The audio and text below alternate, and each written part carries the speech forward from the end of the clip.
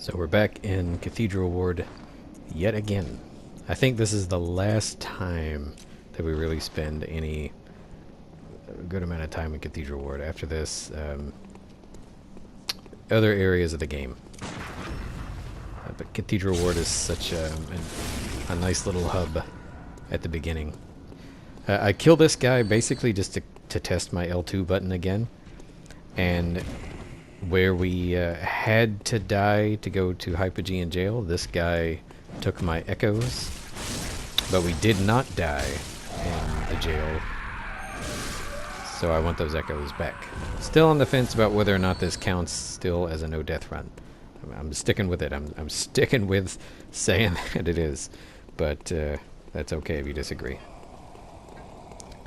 So I take this back way up to Amelia because there are some items that we haven't gotten yet. There's this cold blood, and then I think there's 5 or 6 blood vials right there. 6, okay. And then these guys, if they hit you, they'll cause frenzy.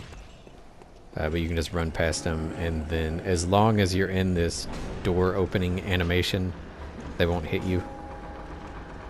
And you can just roll forward and run to Amelia. So Amelia is really no different from any other boss up to this point, except for maybe Gascoigne.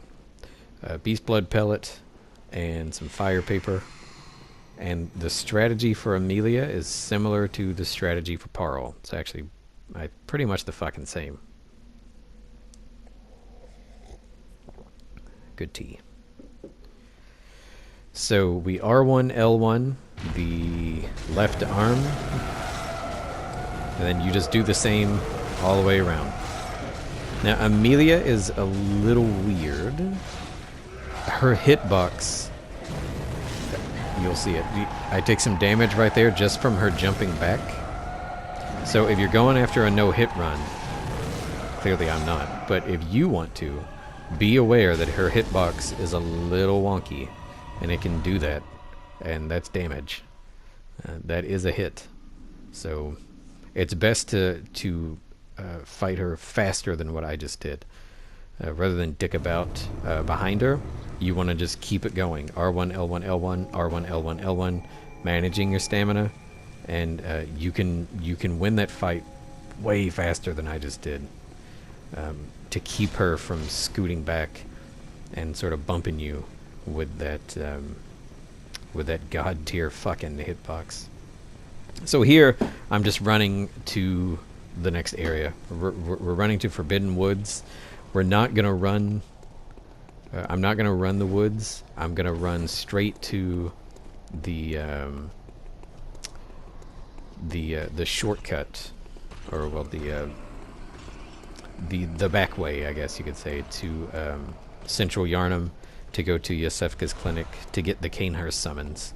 And then we're going to run Cainhurst. After that, we'll do... it's sort of like 1-2. We do the Shadows and then Rom. So it goes really quick after Cainhurst to run the woods, get to the Shadows. Bergenworth is small as fuck. Small as fuck, but can be dangerous because of that fucking NPC hunter.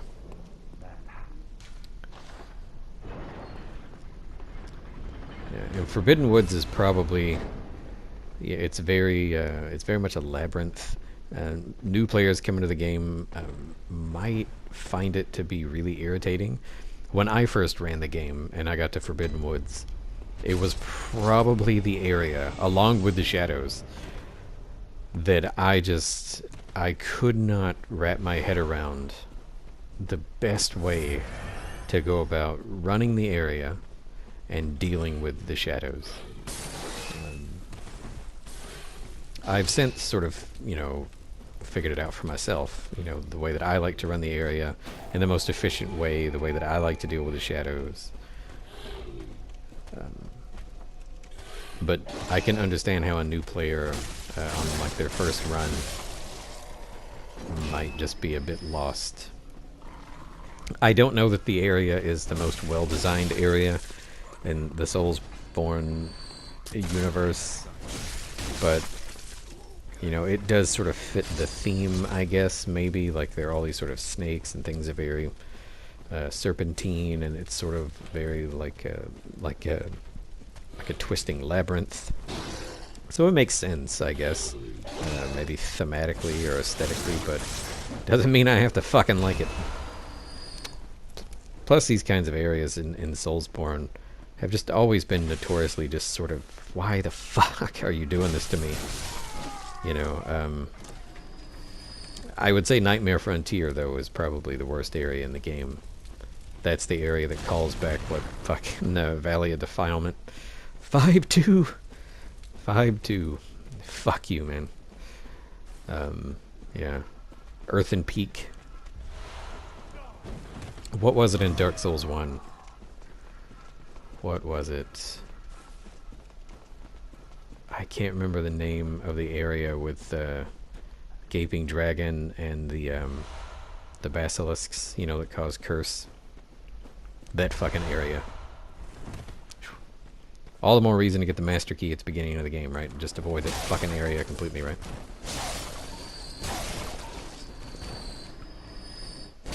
So you kill all these dogs. I mean, there's really no reason to. They're in cages, but, you know, it's easy and fun. Okay, if I have any advice for you in this whole fucking area right here, it's to get those 4 blue elixirs. Blue elixirs are important later. When you run Upper Cathedral Ward, you'll get the Cosmic Eye Watcher badge, and you're able to buy blue elixirs and beast blood pellets with insight. But until then, this is what you get, these blue elixirs. They're a rare drop from some enemies, and you might be able to get them here or there. But these 4 are easy to get. It's not RNG. The game gives them to you, and they're important. I like to use them for Yahar'gul, the run up to the One Reborn, and I like to use them in Upper Cathedral Ward to get the Orphanage Key. Rather than aggroing the brain suckers from a farther distance. It just makes it easier for me. Now that means I suck at the game, then fuck it. I suck at the game, but I hate the fucking brain suckers. You know, I hate having to lose time dying in Upper Cathedral Ward. But it does happen. So here we're just, if you don't know this area, you come back up. When you first begin the game, you fist the werewolf, and then you sort of open the gates to Central Yarnum. There's another gate there when you first come out of the clinic that you can't open. Here we're going to open it. I do it, I think, basically just muscle memory or something, because we never use it. It can be a safety strategy, maybe if you die here to this brain sucker that's coming up, but I just run by it. I don't even fuck with it. Yeah, I don't even fuck with it. I get that madman's knowledge and bust ass up the ladder here.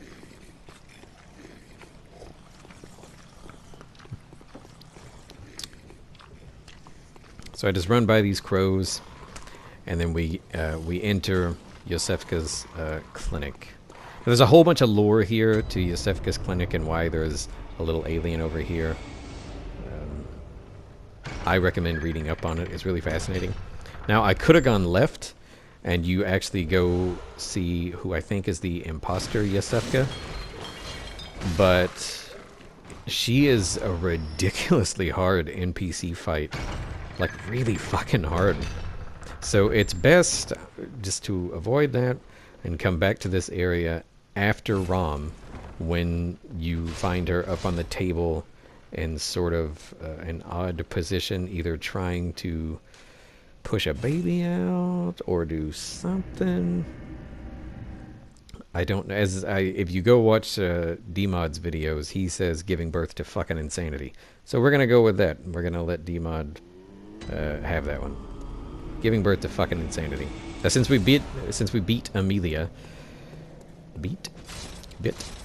we get the Eye of the Blood Drunk Hunter, which is the key item that you need to access the DLC. Here I'm just selling shit. I sell all the shit that I don't need. It might be a bit of... I like to have things sort of neat and tidy in my inventory, and if I'm not using it, then fuck it. It's going to become an echo. You know, it just makes sense. And we keep leveling. Now, I haven't mentioned it up to this point, but if you don't know, the caps for strength and skill, the soft caps are 25, and the hard caps are 50. So there's really no reason to go leveling either one past 50. You're going to see just really strong diminishing returns. And I could be wrong about this next point. Look it up if you doubt me, which I probably should. The scaling for visceral attacks is for skill, right? We know that. But the damage that you do is in increments of 5. So, like, the damage increases not from 20 to 21, but at 25. I could be wrong about that. So I try as best I can to level skill a bit higher. I mean strength, I'm sorry. A bit higher than skill as I go. Always making sure that I do level skill, but I try to put strength sort of make that my focus, you know, my priority. So we want to run Cainhurst because you can get 4 chunks in Cainhurst. And I want those chunks right now. And I want to open up the shortcut so that when we go clean up Ligarius later, we don't have to run the whole area. We can just take the elevator up, take the ladder up, and then run the rooftops. Go fuck Ligarius, and then, you know, we're good. And then I think the Crown of Illusion sells for a lot, like maybe 35,000 echoes. There's no reason to fucking wear it, I guess. The Executioners, I don't like them. I don't like those enemies in this game. But they're pretty easy to deal with. So if you didn't know, you can get the Cainhurst summons, and then this big pillar right here, sort of off in the distance, you just go stand by it, and then you'll automatically get the cutscene that takes you to Cainhurst. Ride this little carriage to Cainhurst, and we're well on our way to the snow level. Cainhurst reminds me quite a bit of Ariamis. It reminds me of Ariamis from Dark Souls 1, which is easily my favorite area in Dark Souls 1. I could run Ariamis all day. I think it's really fun. I think it's just perfectly designed, too. I think that Cainhurst is beautifully designed as well. But I fucking hate these tick enemies. They're really hard to kill. They're really tanky and janky. Tanky and janky, I think. Yeah. When you run into them in the DLC, they're not that bad. I always just run by them. They're not that bad. Unless you're going after like a no-hit run or something like that. They can be a little unpredictable with the way they spit. But for the most part, they're not that bad. But I don't deal with them. I just run like a bitch. Okay, so the first chunk is up here on this little tower. And we're going to run into... I got a text message, I think, right here while I was playing, so I'm trying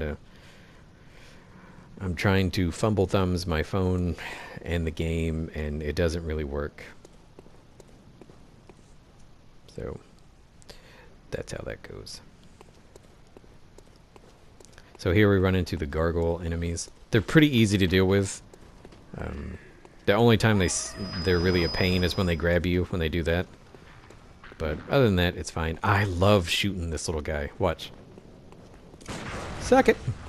I love how he just goes flying back. It's adorable. But if they hit you, they fuck you up real hard. They do a lot of damage. Still adorable, though. So, I like the Executioner garb. This is all about fashion, to be honest with you. So I run over here and I grab it, and then I keep running. I just happen to like it. That's all that is. I no longer need Gascoigne's garb. I think it has, it decreases poison buildup. But the only other place we're going where that's going to be a problem is Nightmare Frontier. And we have so many antidotes to deal with that it doesn't matter. And I just like the way this shit looks, so. And there's no reason to kill this little guy here, this little blow dart guy. I do it because he always shoots me and it always pisses me off. I just happen to not like him, so it's my own personal stupid little vendetta I have against that guy. So I think the second chunk.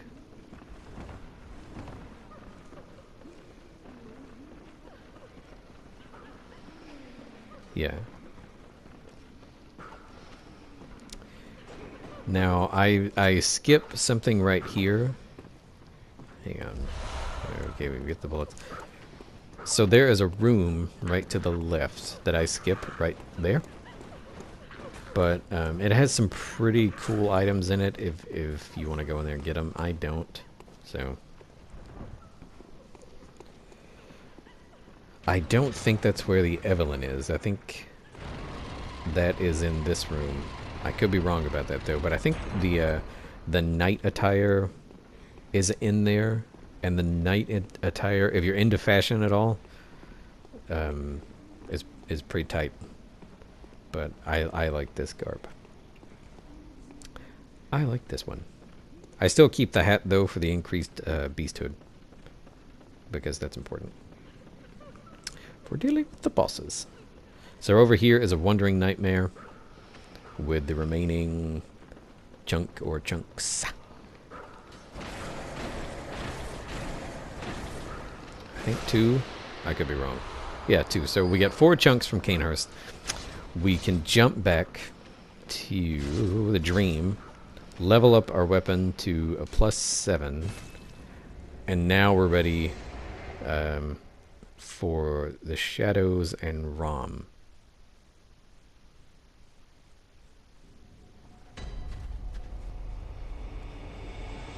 Yeah, we got the shortcut open for Ligarius, so later when we come back, we don't have to run Cainhurst again, which just makes me happy.